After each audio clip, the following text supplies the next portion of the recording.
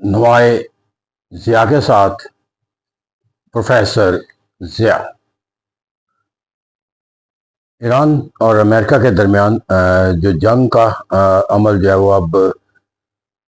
अपनी शिद्दत से निकलकर एक नेगोशिएशन के अमल में दाखिल हो चुका है। इसके लिए सबसे जो वजह अब इस मसले को ख़त्म करने के लिहाज से रुकावट महसूस होती है, वो दरअसल वो एक ऐसा टर्म्स एंड कंडीशन का तय करना है कि जहाँ पर ईरान और अमेरिका जो है वो एक दूसरे के वीज़ा वीज़ जो है अपनी जो कामयाबी का कोई तस्वर जो है वो कायम कर सके। अगर हकीकत देखा जाए तो ये जंग जो है वो अब स्वाय इसका इख्तिताम होना बाकी है, वरना हालात वाक़यात के तहत जब इस जंग को मज़ीद आगे लेकर चलना किसी भी सतह के ऊपर जो है वो मुमकिन नहीं रहा, क्योंकि अमेरिका अपनी तमाम तर ताकत के बावजूद जो है अहदाफ हासिल करने में नाकाम है, और जो उसे ताकत के जो माखज़ है, चाहे वो विद इन द कंट्री हो, चाहे अपने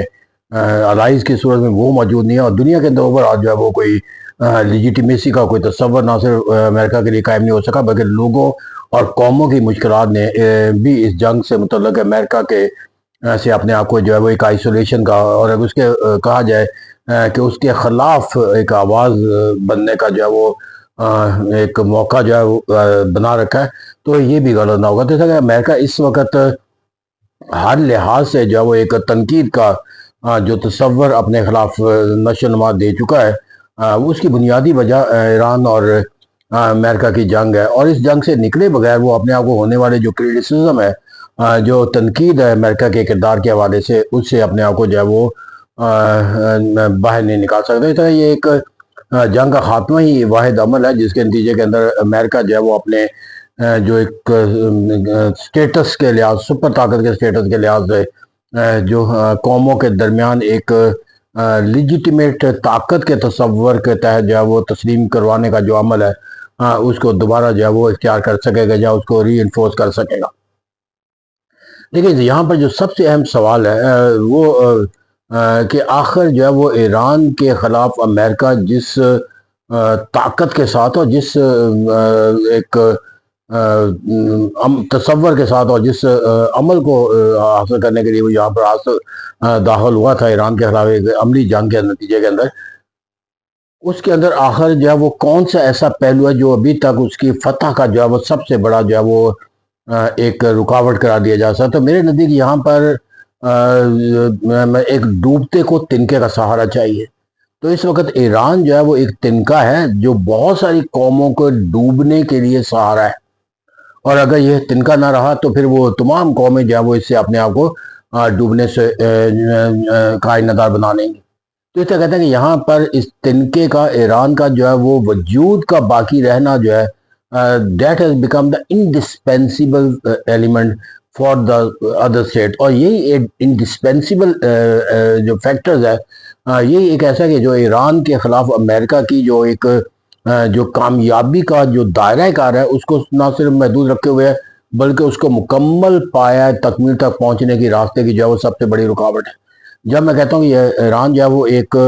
तिनका है दुनिया के बहुत से मामले के लिए, और वो किसी भी कीमत के ऊपर जब वो अपने आप को इस तिनके से जो है महरूम होता हुआ नहीं देख सकते, उनमें सरफहरिस्त चाइना है। चाइना ने अपनी मईशत के अंदर एनर्जी रिसोर्स से लेकर अपने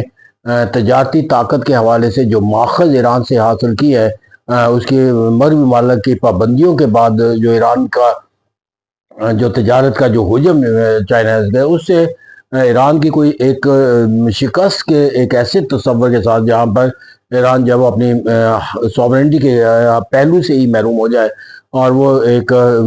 प्रॉक्सी मुल्क के तौर पर लिया जाए अमेरिका का, उसके लिए ये तस्वर जो है वो एक खौफनाक एलिमेंट से कम नहीं है। और यही वजह है कि वो अपने एक एवोल्यूशनरी प्रोसेस के तहत ही सही ईरान के साथ अपनी ताकत का जो मानी या मफहूम है वो कायम रखे हुए है, और ना सिर्फ कायम रखे हुए हैं बल्कि बैनुल-अक़वामी काविशों के अंदर जो है वो एक आवाज़ के तौर पर नज़र आता है कि वो ईरान की जो मुकम्मल कोई कॉन्सेप्ट है शिकस्त का जो अमेरिका रखता है,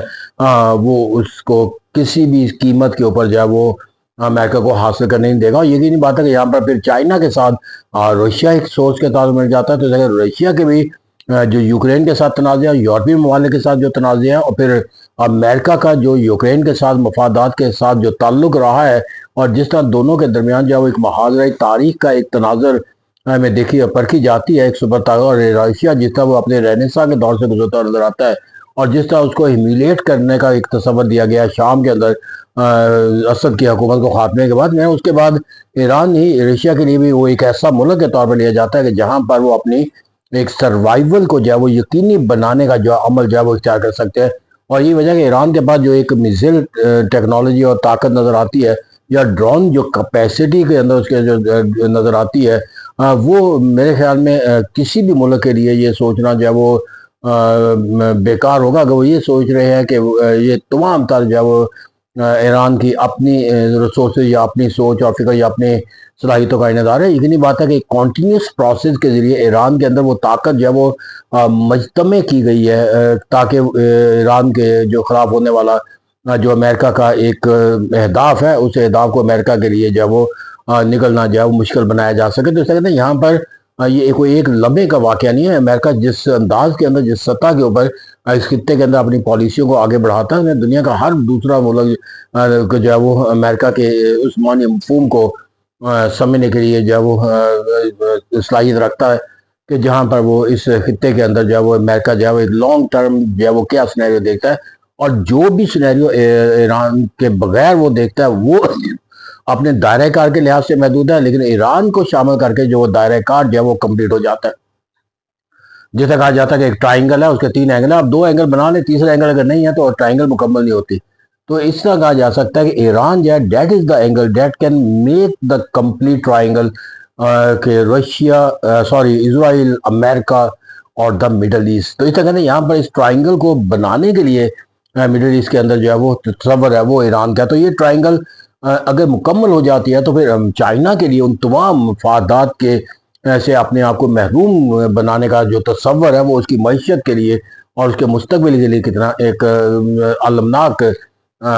मोड़ करार दिया जाएगा। ये मेरा दुनिया की एक बड़ी ताकत जो विजडम के लिहाज से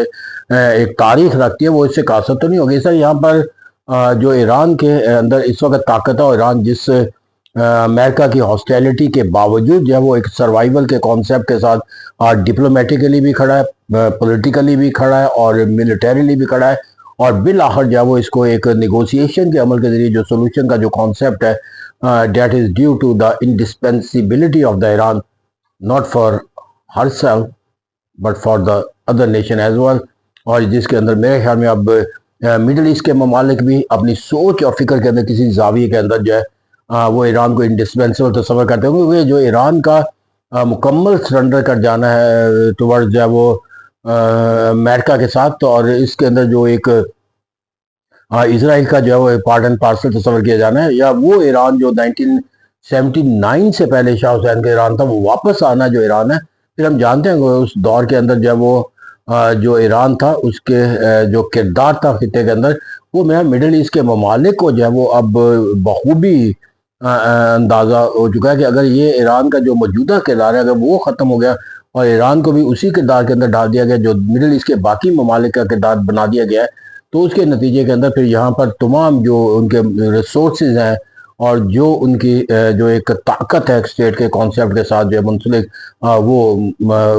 बतदरीज नहीं बल्कि यकमुश्त जो है वो अपने दायरे कार के लिहाज से बहुत सुकड़ती नजर आएगी। तो वहाँ पर उनके लिए भी एक इस खत्ते के अंदर जो है वो एक बैलेंस ऑफ पावर, एक बैलेंस ऑफ टेरर का रहना ज़रूरी है, ताकि अमेरिका और उसके इत्तेहादी जो है वो मिडिल ईस्ट के ममालिक से वसाइल के असूल के लिहाज से या अपनी विल उनके इम्पोज करने के लिहाज से एक बैलेंस ऑफ टेरर का तस्वर जो है वो कायम रखते हैं। और यही अमल हमें यूरोपियन ममालिक के लिए भी तस्वर किया जाना ज़रूरी है, क्योंकि यूरोपियन ममालिक जो है वो अमेरिका की जो टेरर पॉलिसी है और फिर जो डॉलर और यूरो का जो एक तनाज़ा चल रहा है, जिस तरह बयानिया आता है नेटो से मतलब, उनको भी एक एहसास होता हुआ नजर आता है कि अगर मिडिल ईस्ट के रिसोर्सेज और मिडल के ताकत के जो वसाइल हैं अगर ये अमेरिकन के पोजेशन के तस्वर के साथ मुंसलिक हो गए, तो जिस तरह वो ये अमेरिका का प्रेसिडेंट जो कहता हुआ नजर आता है कि जो है आबना हॉर्मुज़ जो है उसके लिए कोई मान नहीं रखता, तेल इस खत्ते का उसके लिए कोई मान नहीं रखता कि उससे ज़्यादा तेल है, लेकिन जिन ममालिक का यहाँ के तेल की सप्लाई लाइन से ताल्लुक है, जिनकी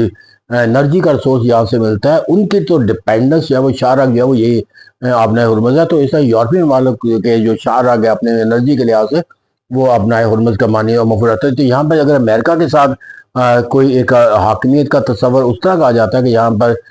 कोई अमल जो है वो उनकी मर्जी के बगैर जो है अपना हुरमुज से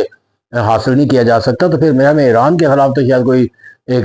तस्वर इख्तियार किया जा सकता है कि वहाँ ब्लॉकेड उसका कर दिया जाए या अपनी ताकत के जरिए उसे जेर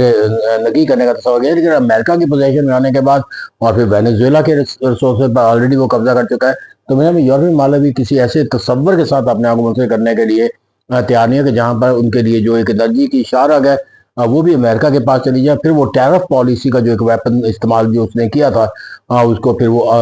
नाफज करने की एक और जो ताकत और एक सोर्स जो है उसको हासिल हो सके। तो इसका एक नेचर और फियर जो है जिसके अंदर इमर्जिंग यूरोपियन ममालिक है वो अपने स्टेटस के साथ जो है वो जो कॉन्शियस बढ़ती हुई नजर आती है, उनके अंदर भी जो है वो Iran has become the indispensable in term of its survival, क्योंकि उसके बगैर जो है उनके मफादात का भी जो मुस्तकबिल है वो खतरनाक हो सकता है। तो इस अगर यहाँ पर इस ईरान और अमेरिका की जो जंग है, इस जंग का जो भी नतीजा निकलेगा मेरा में वो अब